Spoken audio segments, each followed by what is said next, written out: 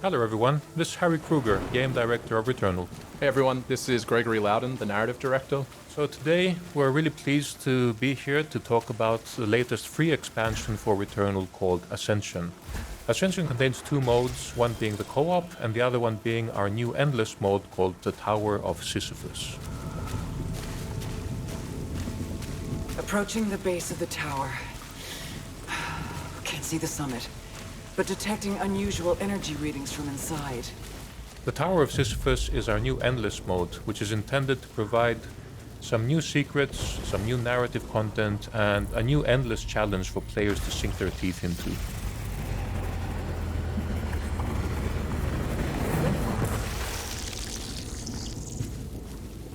As you can see, the tower has its own look and design as you climb up it, but as you'll see in the video, it changes quite rapidly too.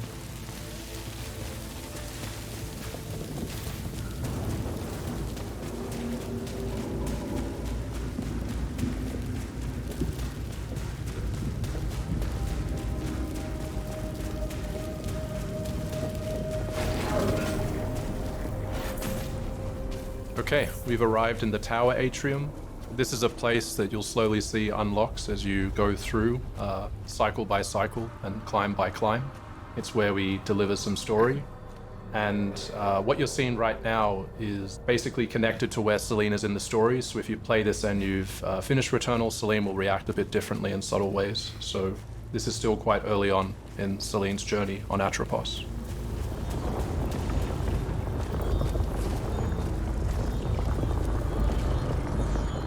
So in the Tower of Sisyphus, we wanted to take the strongest elements of Returnal's combat and distill them into a very focused package full of intense action. Similar to a lot of the endless modes we've made in the past, the Tower of Sisyphus also tracks your progress from room to room and phase to phase, and there's also a score that will measure your success in each run, and in order to get the best possible score you'll have a multiplier that you need to keep alive as well. This will be a very familiar element to players who have been accustomed with our previous games, and we felt this is a great way to add some depth and replayability to Returnal through a familiar package but with an entirely new twist. Yeah, when Harry talked to me about this expansion, I thought the idea of creating this infinite, sort of endless place where you could constantly climb was really great, and looking forward to you seeing more and more of it as you go ahead.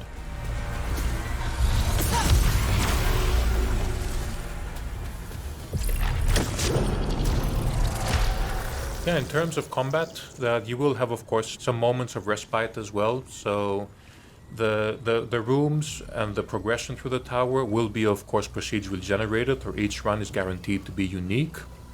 And you will find different treasure rooms, different surprises, a lot of secrets, and a lot of different scenarios that will challenge you and give you different types of rewards.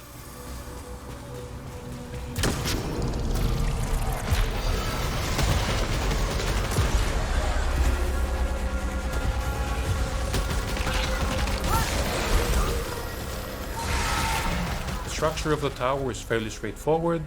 You advance to a new room, you have to dispatch the collection of enemies that appear, and once that's done, you have an opportunity to go to the translocator for the next level as fast as possible. Doing so will give you a significant bonus to your obolites and to your score multiplier. Yeah, as you could see, if you got there in time, whilst the translocator was glowing with obolites, you would have gotten a bonus. Oh, what happened here? Yeah, so that's an entirely new enemy that we have there as well. So if you do actually manage to chase that guy down and destroy it in time, it will open a portal to these bonus rooms. However, these rooms may have their own surprises. They won't always be favorable for the player, so there's a little bit of this risk-reward element associated with making that decision.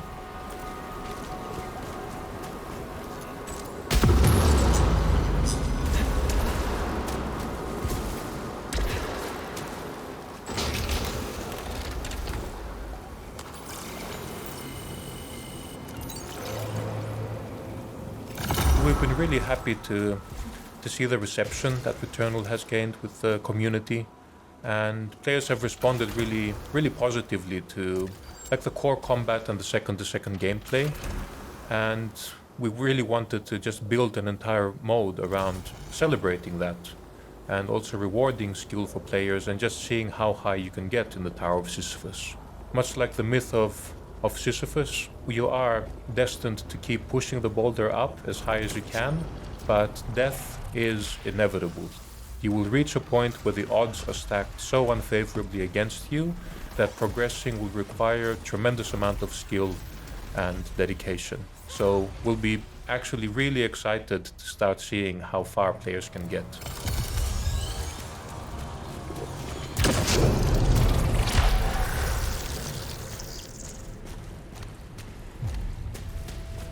Here we're introducing a new weapon called the Disgorger. This is one of the many super weapons that you will find. And these act a little bit differently to your usual weapons in the sense that you have very limited use of them as consumables. And these will unleash tremendous firepower that can make a big difference in life or death situations. So collecting these and unleashing them in strategic moments can actually be a really big benefit for players who want to get as far as possible in the tower. It's also a cosmic, organic sort of weapon. As you can see, this is the Blightwave Disgorger, and it has and unleashes a massive amount of force and attack. But as Harry said, you need to choose wisely when to use it.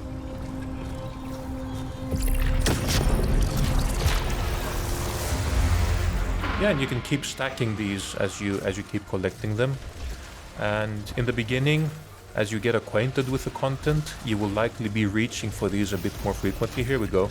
So here's a quick example of how these super weapons can really decimate your enemies. But you can stack these, and in the beginning you'll probably use them a bit earlier. But as you gain more skill in the mode and you gain access to more advanced phases, you might find yourself stacking them up and saving them for later phases where the odds will be significantly more stacked against you. So this looks quite a bit ominous actually. And there's some rewards stacked up here. So let's see what this all means for the player.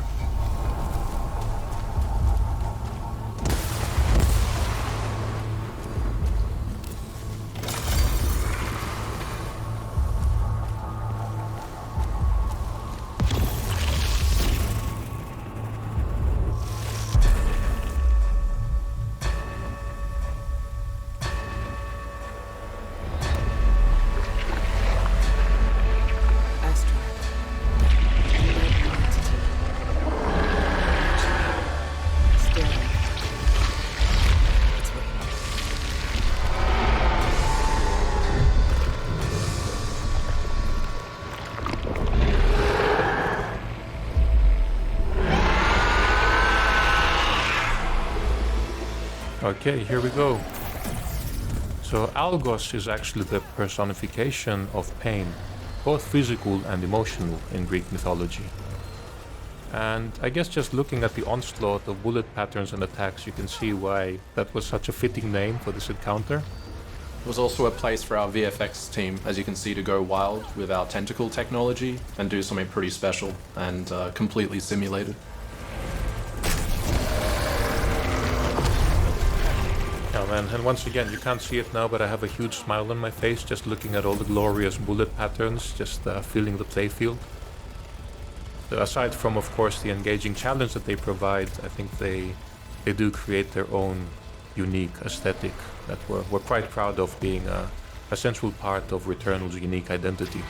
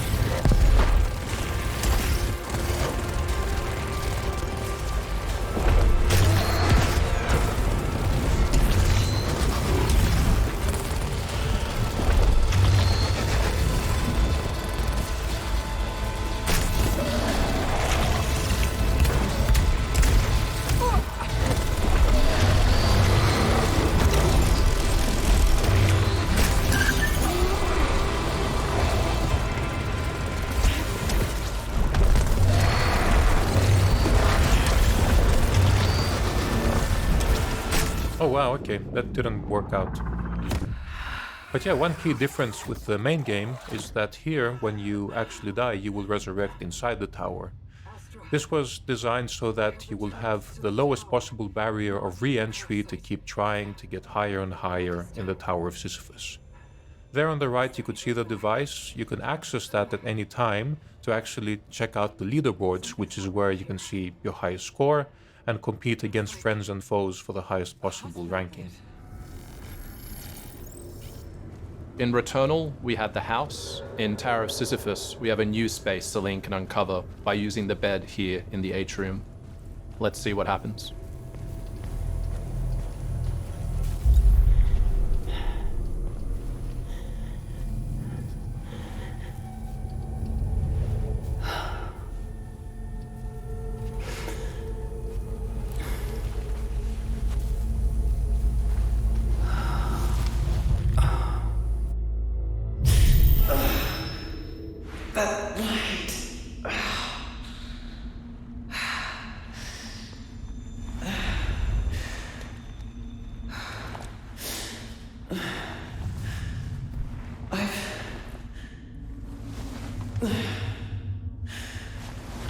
I've been here before.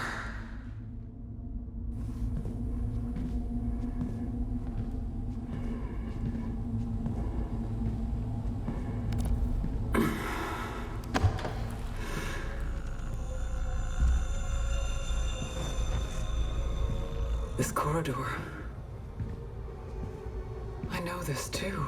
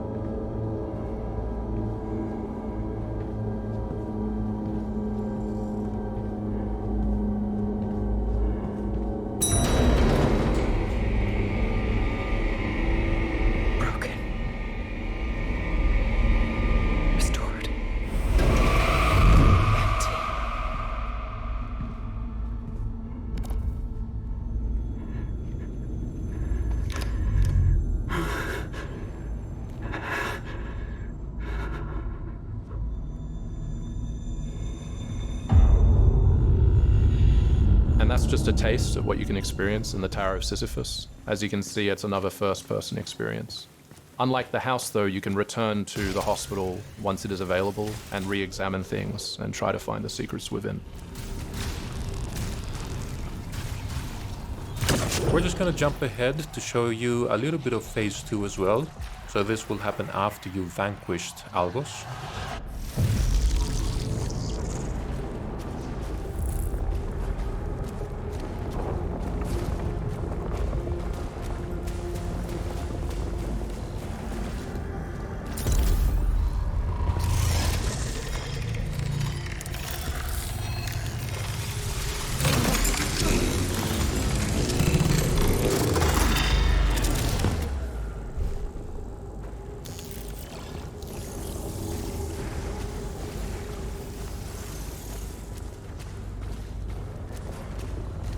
At the end of each phase, you'll get an opportunity to visit the fabricator, where you'll get a chance to use all of the hard-earned obolites that you've accumulated. Here, as you're familiar with, you'll be able to purchase a variety of different items that will help you ascend higher into the tower.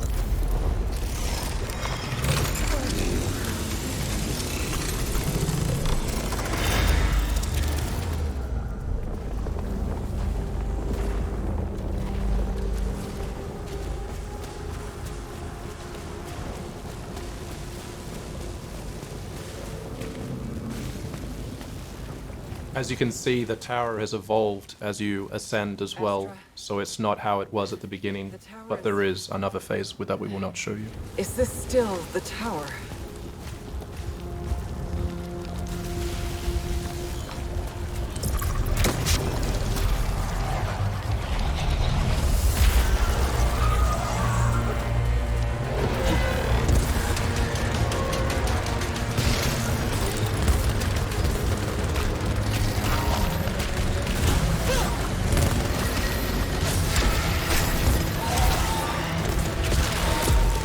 Tower of Sisyphus will also constantly challenge you and challenge you further and further the higher you climb.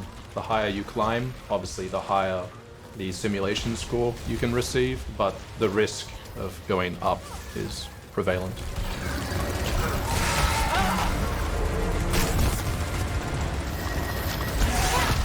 So the key to getting the best possible score is of course keeping your multiplier up. As you can see on the right now, when you're not actually engaging in combat, after a while the multiplier will start to deplete. So the mode is designed to maintain some forward momentum and keep that engagement going.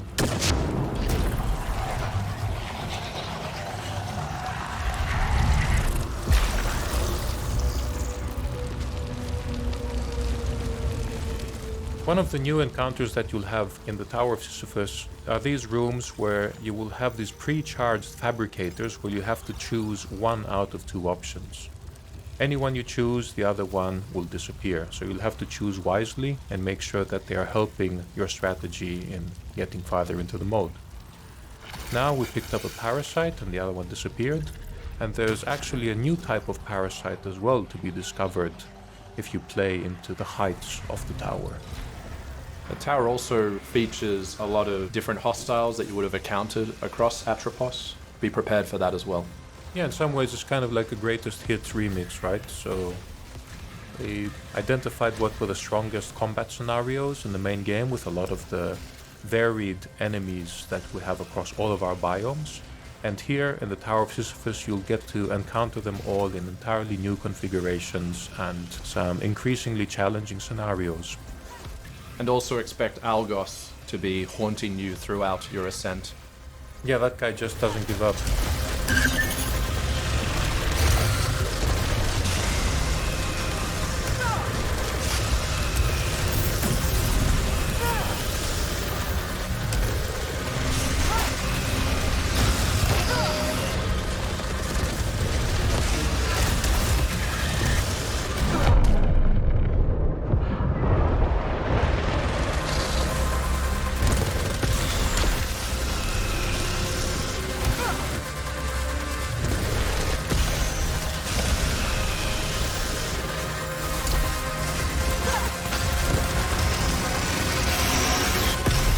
Oh man, that was a close one.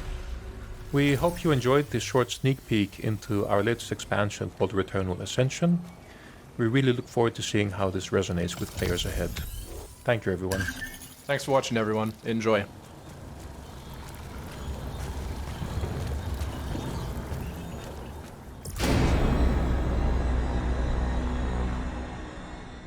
PlayStation